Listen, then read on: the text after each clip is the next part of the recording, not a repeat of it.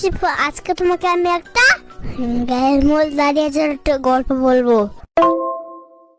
আরে ওইটা গায়ের লোম হবে, মোল না। আচ্ছা ঠিক আছে, বলো তাহলে। এক দেশে একটা আমি বাস করতাম। তুমি বাস করতে মানে? মানে এটা আমারই তো গল্প। আচ্ছা আচ্ছা, তারপর বলো। মানে আমি একদিন ফোন টিপতে টিপতে হেঁটে যাচ্ছিলাম বনের মধ্য দিয়ে। আচ্ছা আচ্ছা, তারপরে বলো। তারপর আমার পাশে একটা পুকুর ছিল। আচ্ছা আচ্ছা, তারপর? ওর আবার হাত থেকে ফোনটা পড়ে গেল। আচ্ছা আচ্ছা, তারপর?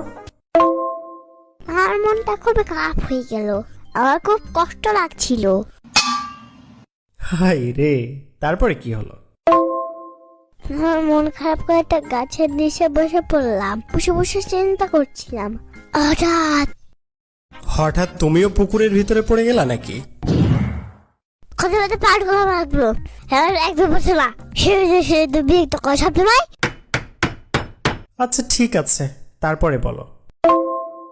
তারপর আর পুকুরের মধ্যে থেকে একটা পড়া উঠে আসলো। পড়া মানে আবার কি, বুঝলাম না তো। মেয়েদের পরিবার হয়, ছেলেদের আর ছেলেদের পাড়া পাড়া হয়। ও আচ্ছা, এই ব্যাপার। কিন্তু এ তো মেয়ের মতো দেখতে। আচ্ছা যাই হোক, তারপরে কি হলো? পুরি বলল, এই মেয়ে, মন খারাপ করে বসে আছো কেন? বলবো না, যাও তো।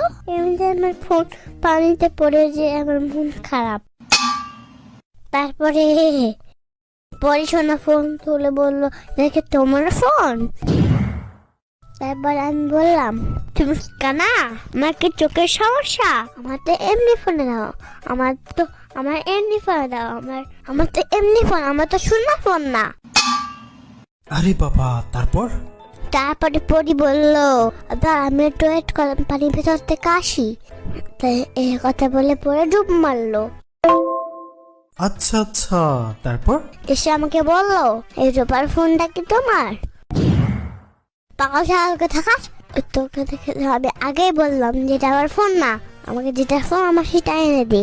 তখন পরি মন খারাপ করলো, করে বললো, আপনার মাঝে ব্যবস্থা করতে পারি নাকি দেখি।